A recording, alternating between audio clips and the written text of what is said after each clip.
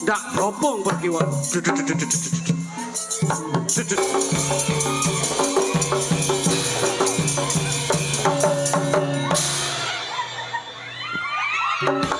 Monggo. Oh sampun lho Pak. Masyaallah nggih. Matur Ngapunten nggih niki dawuh. jenengan ndak kena macem-macem mergo niki di wilayah saya. Leres-leresipun ngoten. Nanging saderengipun ngaturaken assalamualaikum warahmatullahi wabarakatuh. Waalaikumsalam warahmatullahi. Alhamdulillah wa syukurillah. La quwata wa la quwata illa billah. Mas Minto. Nggih. Dalu niki saged nderekaken panjenengan sampun pinten-pinten putaran dalu niki pinanggih malih. Nggih, nggih. Sowan wonten dalipun Pak Darmaji, Bu Suliani. Nggih. Ing dalu menika nglenggaken Keng Putra wonten ing Pawiwan Agung wonten ing pahargyan menika andum katresnan anggenipun bebrayan insyaallah tumuju wonten ing bebrayan ingkang sakinah mawaddah warahmah tinampi ridho lan hidayah pinanggih barokah. Amin. Dungane wong melek wengi bengi iki akeh diijabah dening Gusti Allah taala. Ternyata piyai ngriki nderek Bragung Mas nggih. Sumbragung nggih. Alhamdulillah piyayinipun leh semanak grapyak Mas Minto. Dalu niki mengeti Keng Putra anggenipun lenggah wonten ing Bale Wisma Agung. Nyuwun pangapunten Mas Minto. Nggih. Saben-saben wonten pahargyan lak mesti mantenan nek mboten mantenan bersih desa. Yen ora bersih desa sunatan, luput saka sunatan syukuran. Kula nek syukuran sunatan bersih desa kula sik gelem urun donga, urun rerembug ingkang positif. Ning dalu niki kok kula ken urun rembug pangapunten saestu. Kula nek dalu niki anggenipun Mas Heru kalian Mbak Akvina, anggenipun bebrayan pangapunten kula mboten saged tutur-tutur. Sami, jenengan kalih kula profesinya sama, statusnya sama.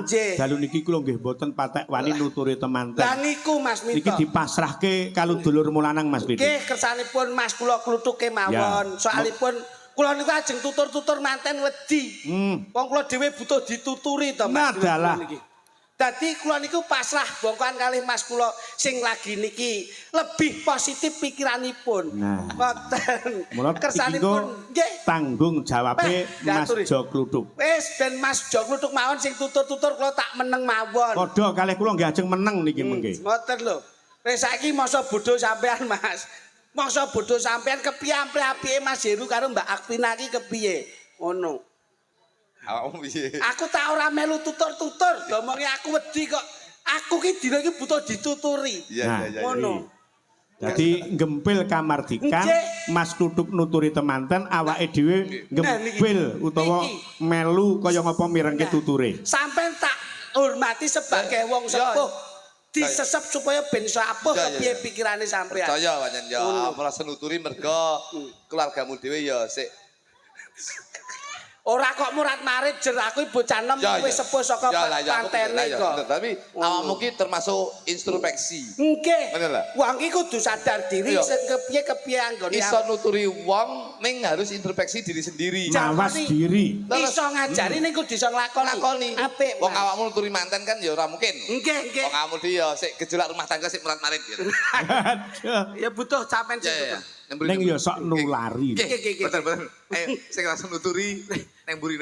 Loh, lah ngapa to Mas? Wong arep buri ya padha wae. Ya setidaknya itu harus jelas ngono lho. Yang di depan. Iya.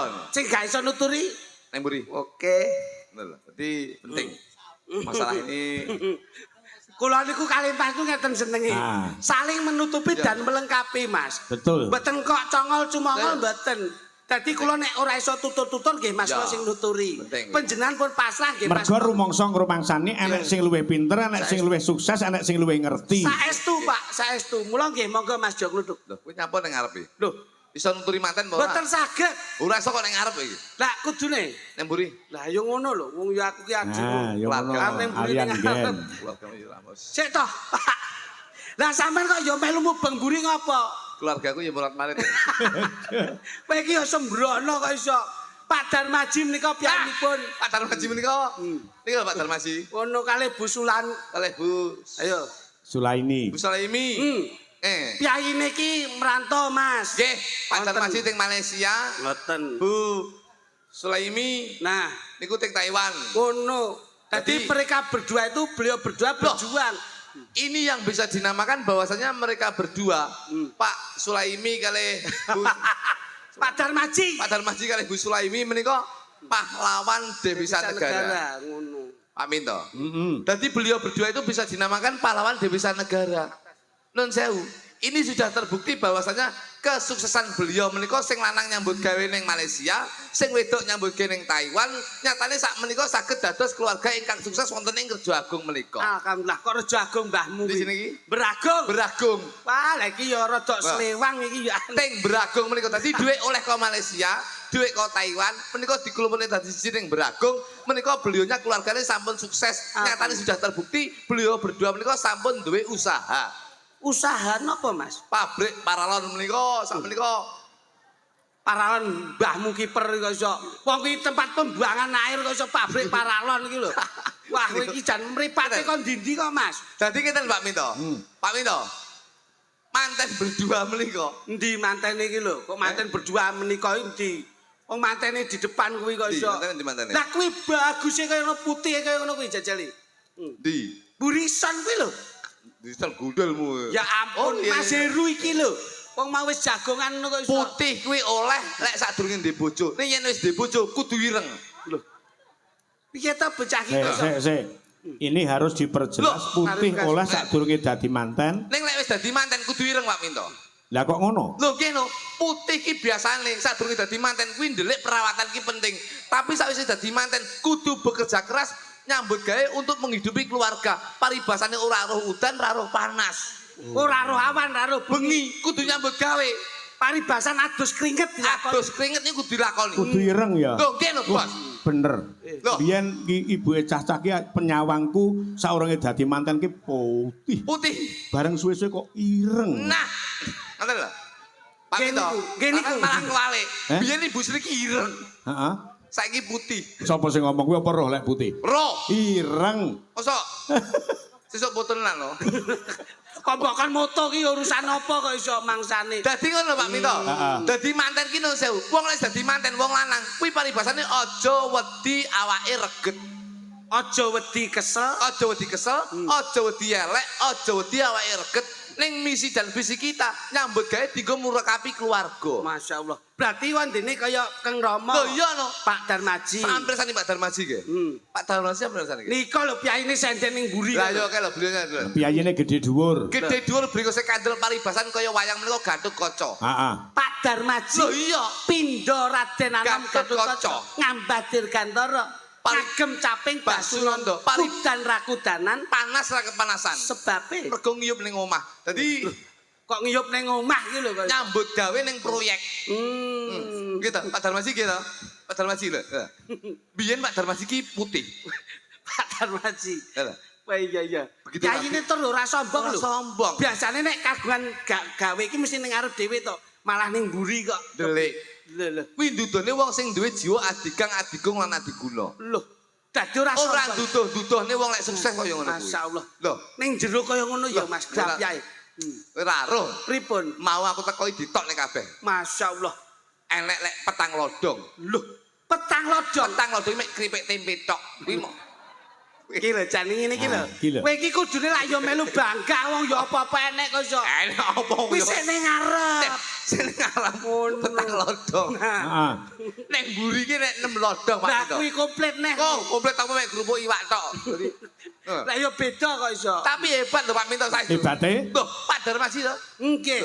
Pak Darmaji menika nyambut gawe ning Malaysia, ibuke nyambut gawe ning Taiwan. Iki Kuwi mung apa? Monggo mulyakne anak. Mulane ada kata-kata wong tua mesti mulyakne anak, ning ngurung mesti anak ki iso mulyakne wong tua. Wong tua siji iso Ngopeni anak 5, ning ngurung mesti anak 5 iso ngopeni wong tua siji. Lah kuwi lho sing kudu digut. Loh, gocek iki penting lho, kata-kata iki penting. wong tua Wong tua iso siji. mulyakne anak. Ning urung mesti iso mulyakne wong tua. Sapa sing ngomong? Sing ngomong sapa? Kula Kata-kata bijak lho Lho. Mas. Anak ki iso mulyakne wong tua lho. kok saged? Proses pembuatan anak kuwi wis mulyake wong tua lho. Proses. Ayo. Oh iya. Penak lan mboten penak niku gumantung atinipun, Nah, Pak. kuwi ning awake Mboten. dhewe-dhewe. Tegese menika kula ngendikan matur ingkang kados mekaten menika. Ngendikan ya matur. Matur. Contohmu mbok wis ngomong Loh, ngono wae. iki jelas lho. Rungokno. So jenenge anak jenenge Mas Heru. Ru. Hmm. Heru. Gedhi kono kowe engko tonyo ndasmu bar kowe. Gede oleh tapi pengalaman dalam hidup berumah tangga ki oleh sampai aku. Lah Mas Heru ki jam terbange kok ngendi-ngendi kok. Jam terbangnya apane lho? Lah sampean Jam dinding aku 6 aku ning. jam terbang ki pengalaman ki lho. Ngono. Sampan kudu iso mulyakne wong tuwa. Mula Pak Darmaji Bu Suliani. Kuwi kudu mbok mulyakne. Putrane Pak Darmaji sapa? Nggih, Mas Heru. Mulyakne wong tuamu. Apa meneh mulyakne wong tuamu wedok. Insyaallah kuwi iso membina rumah tangga sing sakinah mawaddah warohmah. Nah, Kuwi iki lho, lho. Mas, kuwi lho, Ki Mas. mesti ngerti merga paugrane kesuksesane anak ki gumantung ning wong tuwa Wong tuwa wadon. wadon. Mula yen kepengin sukses angger nyambut gawe lak mesti ridone wong tua, Pak. Iya. Nggih to? Iya. Mesti dilangkai. Mas Kluthuk niku angger budal nyambut gawe. Aku jenenge kok dilangkai. Aku mesti dilangkai kalau diuyui ya. Dilangkai ki dongane wong tua ki Pas lho. nglangkai anyang-anyangan lho wong tuaku. Lak lenggahe wonten mriki. Eh. Nyambut damel wonten Malaysia kalian Taiwan. Jadi ngene, Pak? Ki nek dijikuk saka Malaysia karo Taiwan. Kuwi tembunge iso mata. Mata. Dadi sing lanang nyambut kene ning Malaysia, sing wedok nyambut kene ning Taiwan. Taiwan. Itu lek kita bisa menyatukan kata-kata itu mata. Maki Malaysia, iki Taiwan. Taiwan. Jadi saya bisa menghimbau nuturi teman lanang karo wedok, mata ki cinta itu dari pandangan pertama dari mata, akhirnya timbul di hati dan nanti akan membina rumah tangga sehidup semati. Masya Allah. Loh, iki wis pitutur lho Pak Minto. Iya. Dadi wong wedok karo wong lanang, bapak karo ibu iki nyambut kene ning Malaysia karo ning Taiwan, kuwi saka mata mlebu ning ati, akhirnya bisa membina rumah tangga sehidup semati. Dadi rumah tanggamu Ru, iki kudu sehidup semati. Lah, wondene metu siji, Metu bareng, maem siji, mangan bareng, dolan siji, dolan bareng, turu siji, turu bareng. adus siji. Dewi. Lho kok ora bareng? Kula adus bareng ya kongseng jenenge cilik, wae tak delok cilik mau jenenge. Cilik. Oh, iya. Dadi penting Pak Minto ngoten niku. Tane, Loh, ta itu apa? tak iki wis tegese tanggung jawab. Tanggung jawabe wong lanang apa, tanggung jawabe wong wedok apa. Wong lanang nyambut gawe, wong wedok mempersiapkan apa yang menjadi kebutuhannya wong lanang. Nggih. Heru nyambut gawe golek pangupaya jiwa dienggo nguripi keluargane, sing wedok ya tanggung jawab piye pamrih wong lanang ki seneng. Wong wedok Mbak Afina, Mbak sapa? Mbak Afina. Mbak Dwina, Nggih. bojomu ndi to, Ru? Lah kene ning sandinge kae to. Kok tuwek mana bojone, Bu? Mripatmu kae.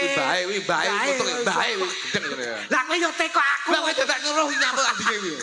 Lah wong sing sandinge make kok iso mbok budhe. Jadi mengingat seorang laki sebagai saka guruning keluarga, Nggih. mula lek nyambut gawe duwe kaya kudu biuk ketubyuk Biuk, diwehne Pak. sing wedok. Nggih. Nah, iki. Contohi kaya kula Pak Minto. Heeh.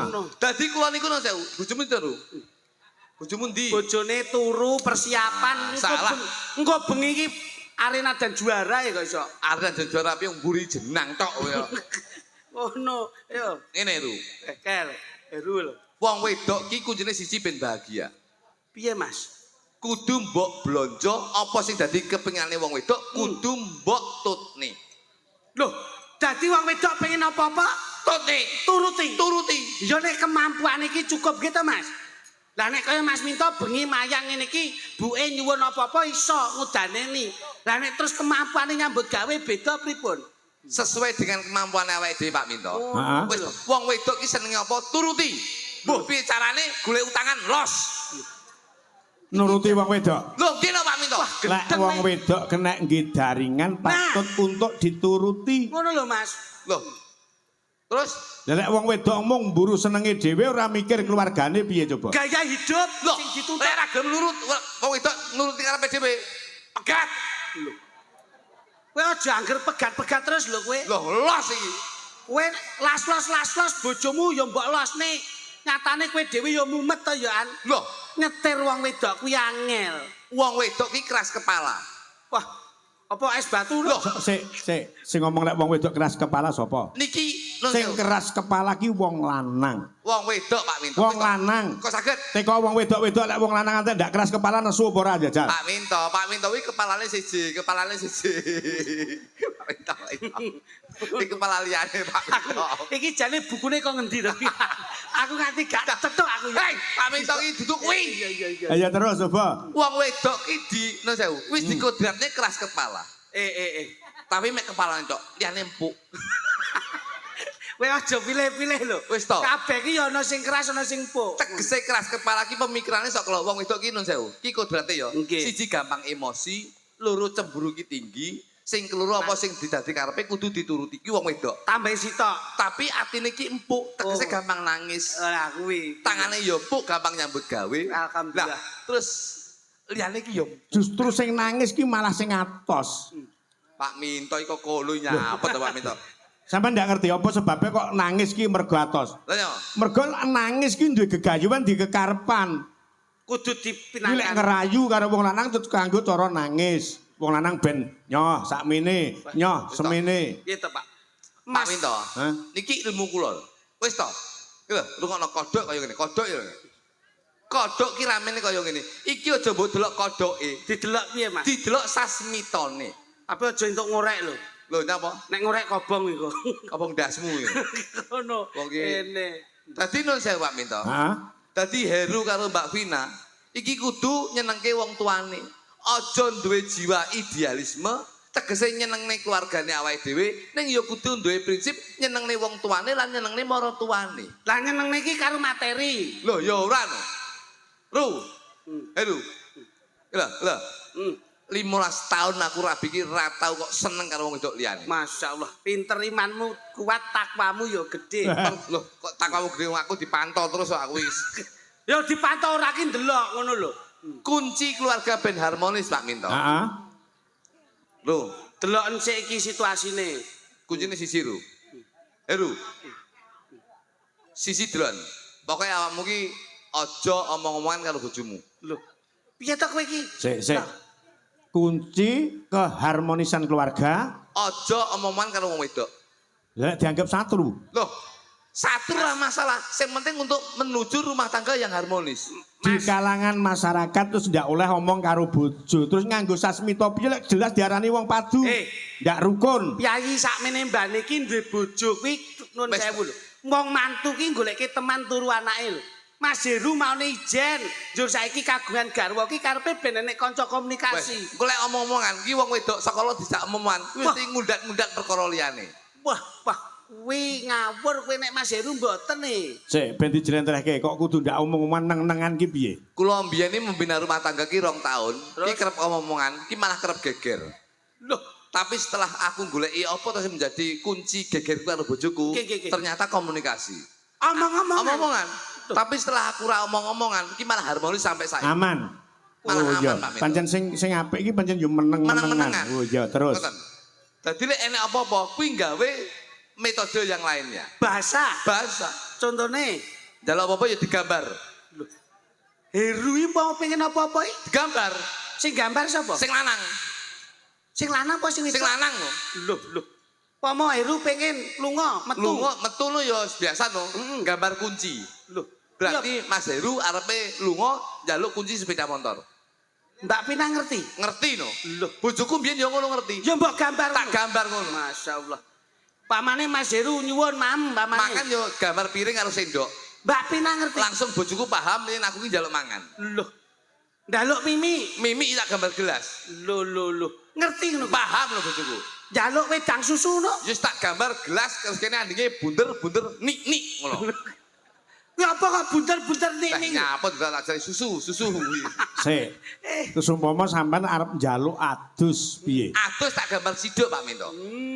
Mesti bojoku langsung sprundul njuko anduk. Oh. Ngoten niku kula. Nek kangen hubungan. Nah, Terus pengen kumpul ngene iki, malam pertama kowe mbiyen piye jae? Lek pengen mangan, kuwi tak gambar piring karo sendok. Ngerti ya? Paham bojoku.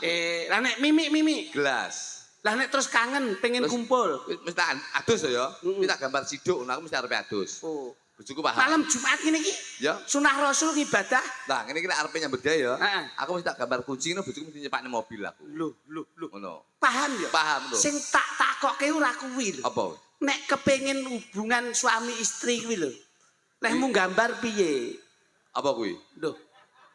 Kok sik teko Kok aku ndak lho. ngerti pitakone adimu ki. Pak Minto. Lek arep lanang wedok ngono lho. Nah, ngono lho. Lah, kuwi to, cis to, cis. Cis ki apa kok iso? Cis tipis-tipis. Maksudnya ki hubungan ngono kuwi. Kuwi tak gambar. Lah kabeh mbok gambar kok. Kuwi tak gambar. Piye, Mas? Tak gambar kurungan terus lawangnya buka. Lho, ngono Pak Minto.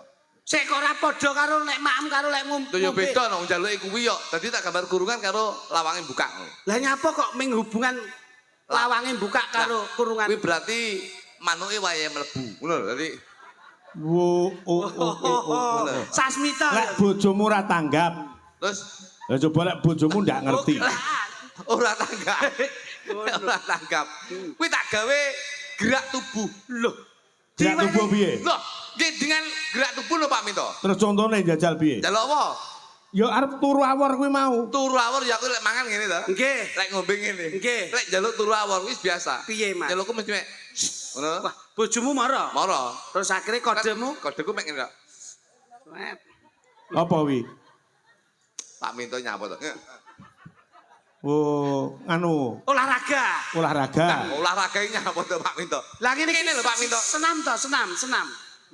Oh, ngedukne meteran. Lah alah, kok meteran iki? Mosok meteran dulu ning kene. Bar diukur, Ngene lho, ngene. wah cepot celana. Nah, ya kuwi lho, cepot katok.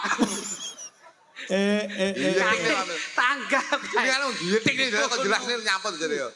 Wong jenenge nuturi ki ya nuturi sing apik. Iya, mantu. Ora kok nuturi ning sasmitone sasmita sing apa. Guyon.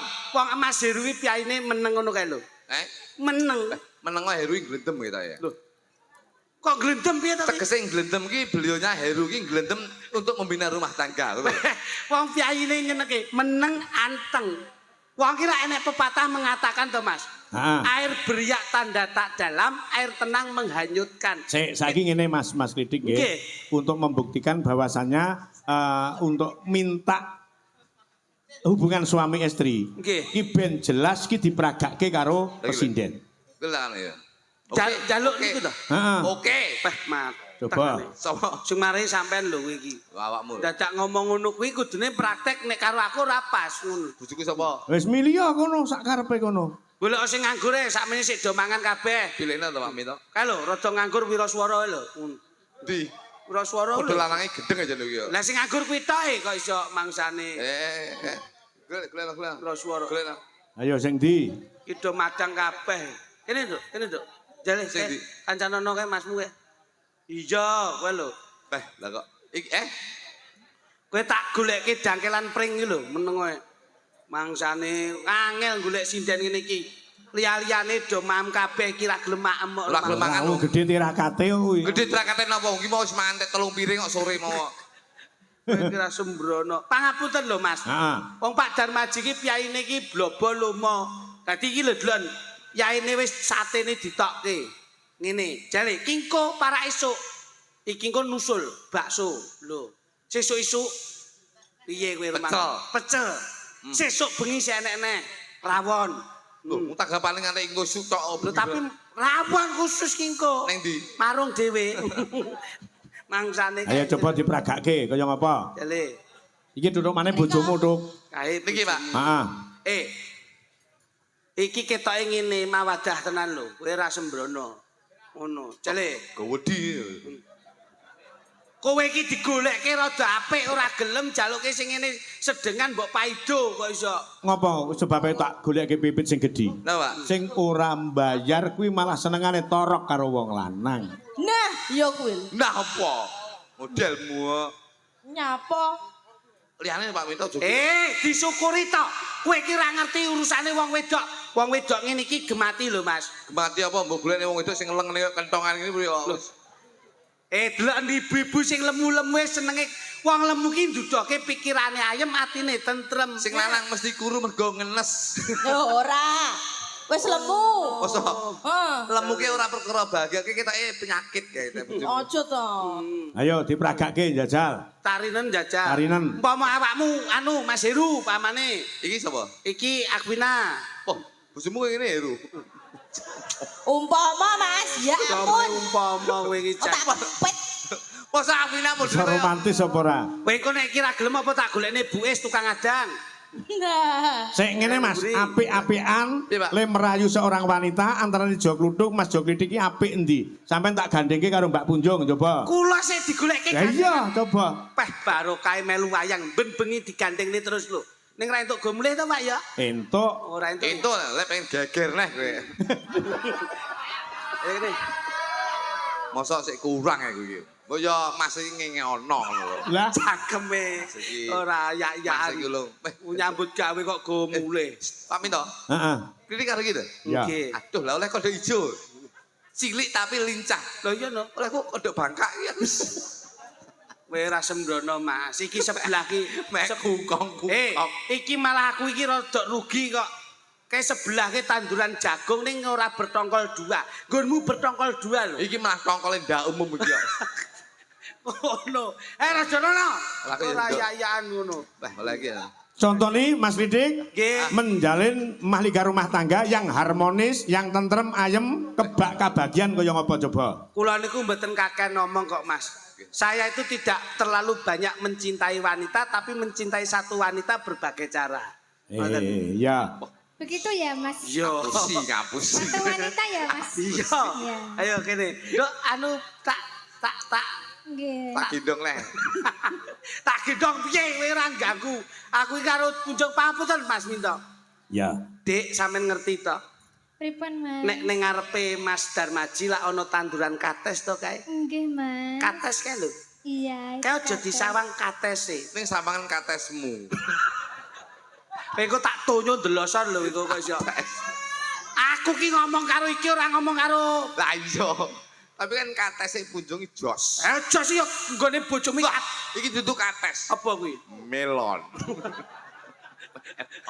Kowe ora sembrono. Papunten Mas. Ngerti to nduk kae apa nduk? Kates Mas. Kates. Nggih. Kates ke saka tembunge ka karo tes. Nggih. Kaki karepmu aja nganti mandek, tes ki tegese apa wae sing dilakoni kudu dites dhisik. Aja kemrungsung grusak-grusu keburu nafsu. Oh, layakno jenengan kok tukang ngetes to Mas. Lah iya kuwi. Mula kabeh kudu dites dhisik. Dadi kowe kudu Ya, siap alpe dites. ngono. Dadi kuwi sik kates, Nduk. Mek ngerti sebelahe kae ngarepe apa, Nduk? Jagung. Mas. Jagung. Jaganen atimu aja nganti bingung. Mula awake dhewe wong beblayan kaya Mas Heru karo Mbak Pina, kuwi dijaga atine aja nganti bingung, aja noleh nengen, aja noleh ngiwa, sawangen ning ngarep aja nyawang mburi. Kados panjenengan nggih. Kaya Mas. ngono diajeng. Ngono. Yen kowe Aja tak kasar-kasar yen to. kowe tak ibaratne paralon, Nduk. Hah? Paralon. Dadi wetengmu gedhi tak cepaki sapi teng sing ngombo. Ya toh, mesti elek kowe ra. Lah bojomu kok kayak sapi trek. Paralon kuwi saka arti paki paringono tresnamu lan tresnaku tetep nyawiji. Raki tegese ra ana wanita sing tak tresnani kejaba mung kowe. Lon ki lon. Kowe ben bengi mesti tak keloni. Lon ki alon-alon. Dadi aja kemrungsung tetep alon-alon membina rumah tangga ya, Nduk ya. Oh, ngono ya, Mas. Ya, wah gawedi Demen nih. aku. Mas, Demen palaku ngono ya. Aku Demen palaku. Demen palaku. Lah mau lho, tok rayu malah demen aku. iki jane wong wedok apa manol iki kok banget. Lah aku demen kok. Ya demen tapi aja nginang ngene kaya. Lah wong sing wedok agresif karo ora seneng. bojone kan. Bojo ya. Itu Mas Minto. Jane kan agresif. Bojo ya bojo tapi gerakmu ki aja kaya ngono iki kaya bar ngombe jamu galen ngosek kowe iki. Piye ngene? Nah ngono lho. Mingkup. Alah kon tetep kempit nyapa to jane kok. Nyapa? Lah piye? Nah biasa ngono Kowe lho. ra iso mingkup wong pupune gegeden kok iso. Mbok kon mingkup. Ya Dik ya. Niki lho Mas Minto. Heeh. Bocah niku sing klasik nu nggih ngeten niki. Klasik niki. Klasik kaya motor. Loh, kepiye to sam uang ki luwih becik. Klasik bojomu lek bojoku ki herek. Lho, Kok erek kepiye to? kenapane kudu Hei, blok. bojoku ya halus badhe dahar napa Mas Jo Klitik. Menika sampun cemawis badhe ngersakaken sirah monggo. Halus bojoku. halus Penake bojo ngeten iki lho Pak Minto. Heeh. Sing rada kasar. Napa? Kowe golek halus lek pas mangan. Kon nyontoni iki kasare bojone coba. Loh, bojoku lho iki kasar. Kowe lek golek bojo halus nun sewu. Kowe lek pas ning Surabaya ning kota besar nyabrang malah bahaya. Penak bojo sing kasar ngene iki. Piye? Loh, ayo Mas kalau dalane sepi kiwa tengen sepi. Ayo kita nyabrang, ayo nyabrang ndi. Penak. Bojo halus ayo bahaya. Piye? Kaya ngapa?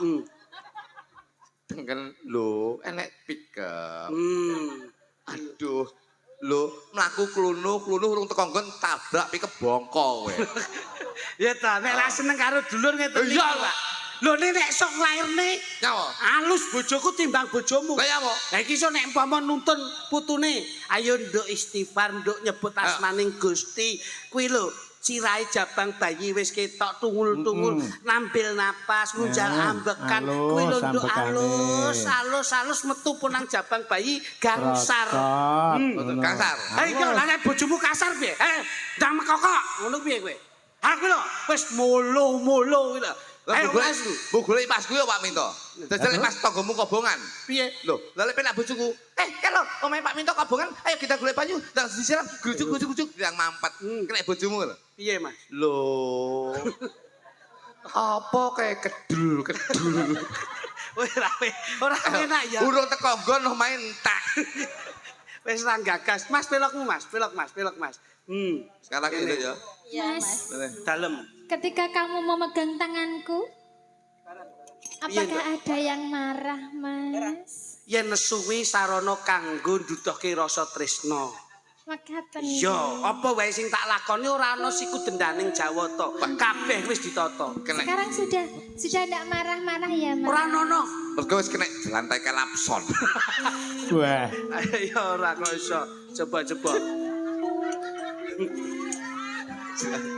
Kekarane wong akrambi romantis. tutu bondo tutu rupa. Kowe ngerti iki sing ditabuh jenenge apa, Nduk? Gender, Mas. Gender ki tegen olehmu sesender marang kersaning Gusti Allah Subhanahu wa taala. Oh, makaten. Sandinge ki apa, Nduk? Slentem. Slentem kuwi saka tembung kowe yen dadi bojoku aja slenco ing tembung. Yen tresno ya tresno, yen ora ya ora. Kula tresno saestu. Saman roh sing gandul-gandul ke jenenge apa, Nduk? Gong. Ketoke kayak modelnya kayak modelmu cahayu tadi. Alah. Gede. Ayo padha wae. Gedeng ya. Gede tapi enek mentol cilik nang tengah. Amung ati pawi tane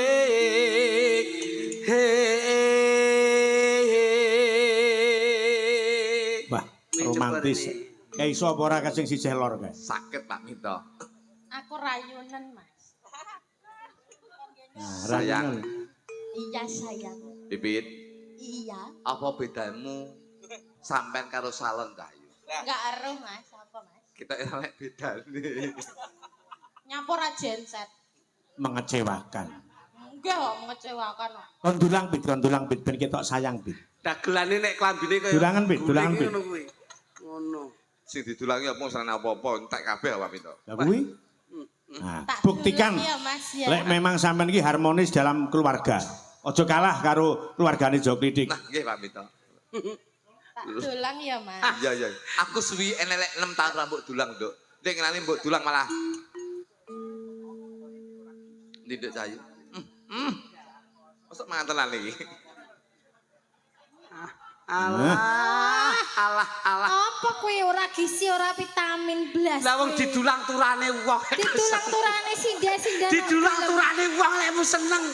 Loh, ya Allah. Ngono mbok pamerne. Nyepres, Mas. Nyepres. Aja mbok buak, biasane tisune kuwi mambu sithik ya dipangan lho. Ngono. Diangkrek. Napa? Lombok tok. Lah wong setiae ngono kuwi. Ngombe ya, Mas. Aja kaget. Ngombe ya, Mas. Mimi, ya? mimi. Mimi, Mas. Mimi, anu aja kuwi to, Pit. Nyapa. Sing ndi? Lah langsung nang ngene kemasane kuwi. Mimi ya, Mas. Alon-alon ya, Mas. Lek mimi ya, Mas ya. Nyapa to sing iki. Lah sing ndi? Kuwi lho. Engko sing kuwi engko. Mimi sik. Jan setia tenane bojone. Bojone setia tenan. setia. Setia. Bojone setia. Iki Mimi plus masuk angin. Ya. Setia lho. Ayo, nah Pit sik ngelak Pit. Sik ngelak. Tak sik ngelak. Sik ngelak. Ya, sik tak buka nih, Mas. Gak apa-apa. Bojone setia. Aku ning ya ora ngono kuwi mbok cawiske ning mejane penak. Sekali-sekali rap karo dekipun Kakang. Aku gak mangan ning raiku pedes. Jakre. Ki jane banyolan opo nek. Iki dulang Lombok tok. Lah wong iki ngajak raiku ben kowe dangan. Kowe yo ngono mbok dulang mie paling pedes. Mbok Gak ngerti banyu. lah nek lomboke lho, Mas. Ora ngerti apa? Umus diomongi Lombok tok mit ngono. Ayo ditutuke Mas Ludung. Suamiku. Luput. Sik. Suamiku sedang anu lho. Matengane komoto barang is. Mas kok mesakne. Kowe bar mangan pedes ya iso mbok semprotin ning kancane iki lho. Oh alah. Wis ora melu mangan mine. Mine bojomu enak ra? Loh, Mine bojomu enak. karek telu. Rontok apa piye? Mas. Kok ero? Ora kok rontok ning dingengei. Luput pisan kena pisan. Suarane jan arum serak-serak klomoh. Yen gampang luwe gampang.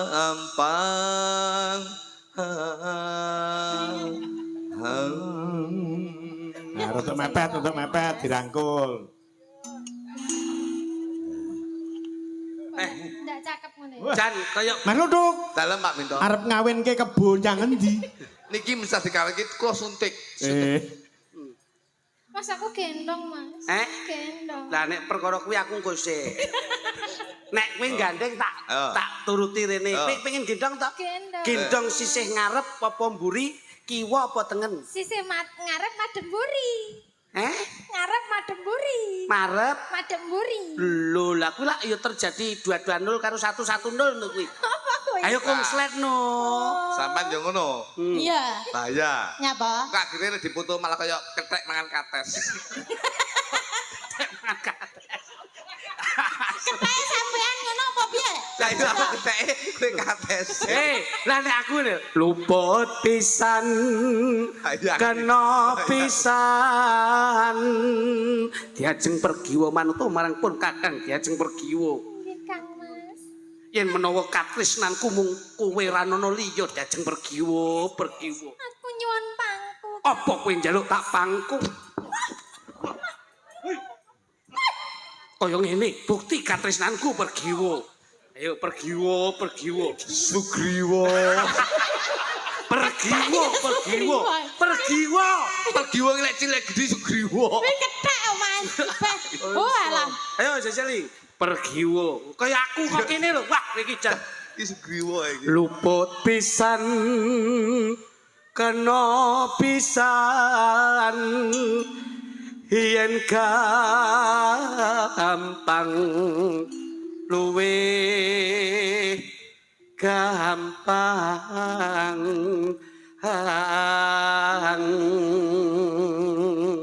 diajeng garwanipun Kakang diajeng. Njing Kang Mas. Kowe nyuwun apa bakal tak udaneni waton ora nyuwun mudune lintang rembulan ya diajeng. Kula nyuwun gendong, Kang. Kowe njaluk gendong meneh. Kowe njaluk gendong meneh. Tak tung.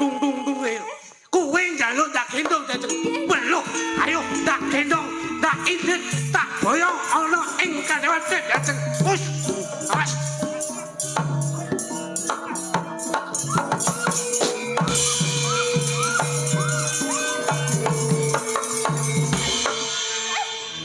Wis Rame lek Pit. ngono. Sampak langsung dijak Jane ngono. melek tapi musuhe kethek niki napa saged? Pergiwa. Hei, suarane gedhi pergiwo. Garwanipun Kakang pergiwo. Pergiwa. Garwanipun Kakang pergiwa. Kowe nyuwun apa pergiwa ning aja nyuwun lintang mudun lintang lan rembulan diajeng. Pergiwo garwanipun Lakang Pergiwo. Kakang. Kakang kok lakang. Aku muni apa? Lakang. Sapa sing ngomong muni Lakang? Jenengan lho. Kakang. Lah mau muni lakang lho. Bapakmu lho. Sampean mau lho. Aku muni apa? Lakang. Lah iya. Lah iya. Ha. Kok lah iya heeh. Baleni. Pergiwo garwanipun Lakang Pergiwo. Kalipun lakang pergiwa. Kakang. Lah ya kakang pertama aku sisi ning lakang lho. Kowe nyuwun apa berkiwa? Kula nyuwun dipondhong Kang Mas. Belok. Kalau ki kepiye? Tak udane nih Jajeng. Udane ndasmu ya. Napa? Enggak kuat no bos. Loh. Gatotkaca ki sekti mandraguna kok iso. Tak semayani. Piye? Lah kok dipun semayani. Ayo. Karo trisik sik. Sing wedok trisik. Awas. Diajeng pergiwo. Gage mapano diajeng. Ndak boyong. Ndak penake. Sesan kirang marang pun kakang jenenge. Bos. Yo, pergiwo. Anu telatang. Tung. Dang. Awas. Yo. Ini pergiwo. Ndak bopong pergiwo. Ayo pergiwo. Malu toh marang. Ayo ndak bopong. Hei. Wah, pembleser. Oleh-oleh nek yak-yakan yo ngono kuwi lho. Syukur. Lah bojone iki ning kene kok digendong bojone kancane. Gatotkaca rusa. Tak contoni. Wah. Pergiwo. Manut to marang pun kakang pergiwo. Bakal ndak kepenake uripmu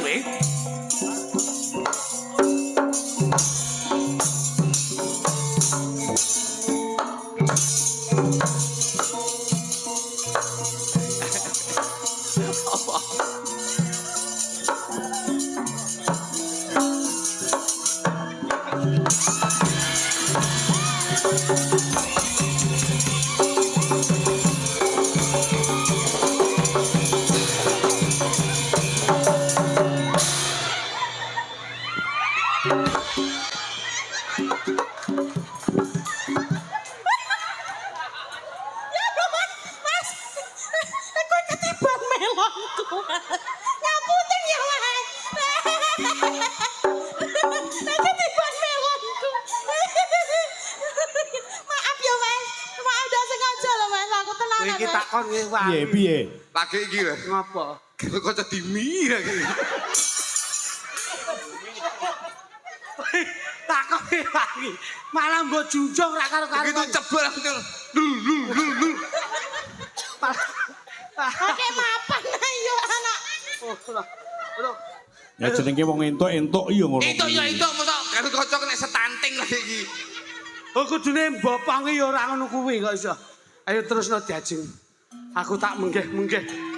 Wah, sapi tangi sak gedine. Bah, kowe kiwa to? Oh. Aku tengen pas padha tengahe. Pupune kok guling. Kuwi cara kapuk nu super. Ah, saiki nembang bareng, Mas. Lah niki dereng barok niki. Urung bareng. Dereng sik ben dirampunge mungkin bablaske barok barok Jenengan. lintang samara. Yen angel. Mau. Maaf loh, Mas. Maaf apa? Maafkan aku. Maaf. Aku iki garut kocok. Terus Alah padikmu penak ayo anak. penak gundulmu iki. Mosok garut kocok mek kiwotok. Yo. Kurang. Kurang. Sing tengen wehno pisan. Hei, sing tengene sik segelan. Kuwi tulisane SNI. Ngono. Angel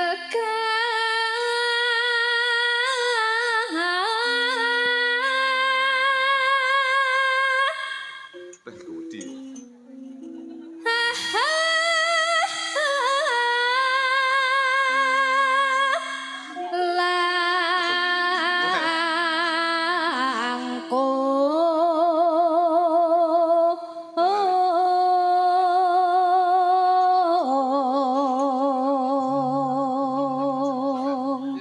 Tan kenoti numbas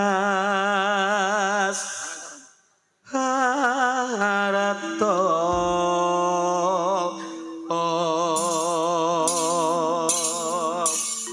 Dawan apa Pak minta nderek panjenengan? Manut larase pelok barang Ya.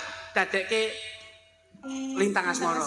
Nah, Mas Ridik, Kamu tembang menika katur penggemar berat Sekar Gadung, saestu nggih. baik yang langsung ataupun yang dari jarak jauh. Betul. Menika wonten Bapak Samidi ingkang wonten Kawedusan Ploso Klaten Kru 35. Pak Sawiji nggih biasane Nggih. rawuh nggih. Kalian Bapak Suryono Pati Jawa Tengah. Siap. Ugi Mas Juwadi Timbul ingkang wonten Rembang. Bapak Sumeh ingkang wonten Ngepoh Tanggung Gunung, Nggih. Mas Isam Wagir Ponorogo. Ugi Mbah Lengger mboten nate ketinggalan. Terus. Mas Suratno Solo, Mas Suratno Noglok niki nggih ben dalu mirsani. Saestu nggih. Dan juga diinformasikan Mas Minto, masyarakat Tulungagung jangan sampai ketinggalan. Ya. Tanggal 20 November nanti akan digelar wayang kulit spektakuler wonten Pendopo Agung Tulungagung dengan 3 dalang ternama dari Tulungagung. 1 menika Mas Minto Darsono, kedua Mas Eko Prisdianto, yang ketiga Mas Sun Gondrong saking Miri Gambar. Nggih, langsung 3 layar. 3 layar, Nggih. 3 dengan dalang. bintang tamu. Wonten Mas Klitik Klutuk, wonten Mas Percil, CS, Nggih. wonten Kalian Benjing Dalu Mas. Niken Salindri. Wah, Niken Niken Salindri. Nggih, Tanggal 20 20 November di Pendopo Agung Tulungagung. Nggih, kolaborasi. Siap. Kalian Benjing Dalu tanggal 7 Ya. menika hari wayang Dunia. sedunia. Nggih. Ada anak-anak Paku Datu Paguyuban Paguyuban Dalang Dalang Anom Muda Tulungagung Nggih. pentas di lapangan Tenggur depan Balai Desa. Nggih. Mereka ada dalang 20 dan pesinden 10. Adapun bintang tamu Mas Dujo, Mas Jo Klidik. Nah, Nggih, iki awit saking kula panjenengan peduli dengan hari wayang sedunia, Ya. benjing derek berpartisipasi Nggih. nyengkuyung datang dalang Anom Tulungagung. Nggih. Pancen berpartisipasi. Berpartisipasi nggih. Sakniki awake dhewe niku kadang sok kesel, Mas. Nggih. Ngomong kadang iso bleset. Iya. Tesih wonten Mas Didik, menika saking Pak Cak Parnopati, Mas Alex Sumbragung, Pak Muidi, Pagu Pare Kediri, Bunda Depok, ugi Bu Pakis Rejo. Nggih. Weh. Loh, rawuh niki.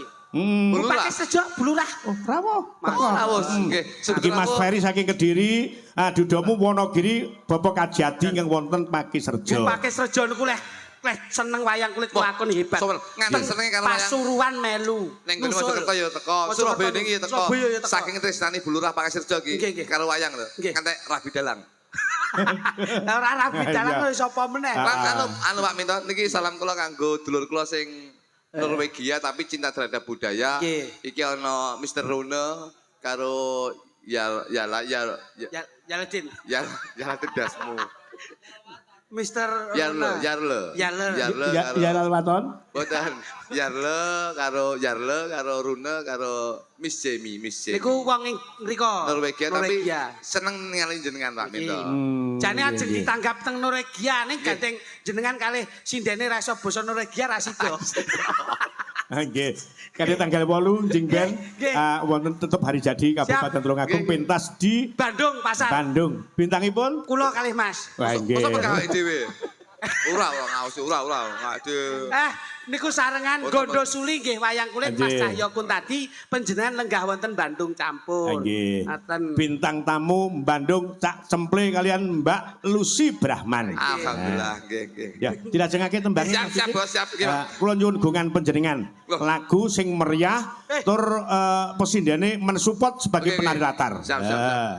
Anu Pak, ngeten niki lak kula kado untuk Pak Darmaji. Ya. Sinden panjenengan ingkang nembang, Mas Jo ingkang nyepeng drum, lajeng saya pinjam wonten gitar. Oke. Nah, pesindianipun Ya, ingkang nembang loro apa telu?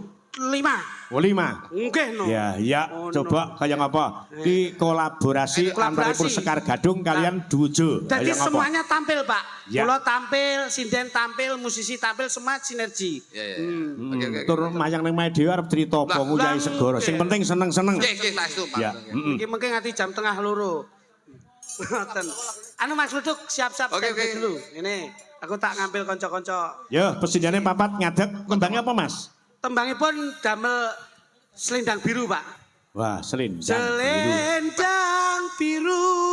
Nah itu. Tak kaget aku, tak pikir kok kedap tesma aku nyawang selendang biru. Tak pikir lek kuwi.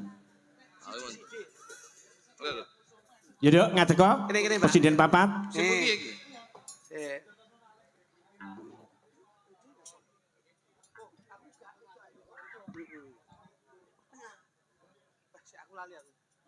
Ya, coba kaya apa?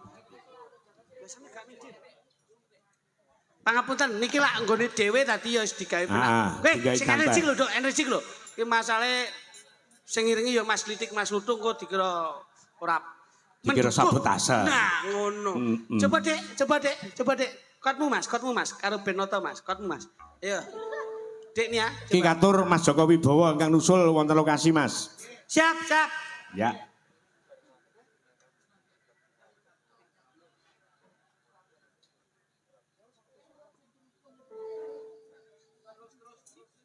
Yalah, wis sing nang ngendi-ngendi iki pokoke bek kene iki. Iki pun aman iki jos. Iki lho Mas Heru. Coba dramu dulu Mas. Wah. Halo to Bos. Ngarep nek kanca-kanca kok iso. Iki saking iki apa jenenge kaya ngene apa Mas Lidik niki? Lu kepek. Anak walang Pak, walang. Kepek iki rada gedhi lek cilik udah kepek iki. Walang Pak itu walang. Ayo. Walang iki. Walang. Iki tondo, iki lek 2026 iki larise kaya ngene iki engko. Amin. Amin. Mas Teh laris ki ning kono kepek tok. Luar biasa Sekar Gadung kolaborasi dengan Duwojo. Yuk, kaya apa? Tembang ingkang pundutan dereng diaturke Mas menika saking kadang penggemar Sekar Gadung kang lenggah wonten ing Sumberagung. Mliginipun warga masyarakat Sumberagung kang mengku gati Bapak Darmaji. Ya. Mbak Sulis katuran jumeneng kaya apa? Ngadeka wong ayu. Yuk langsung sepot Mas. Cepet gending.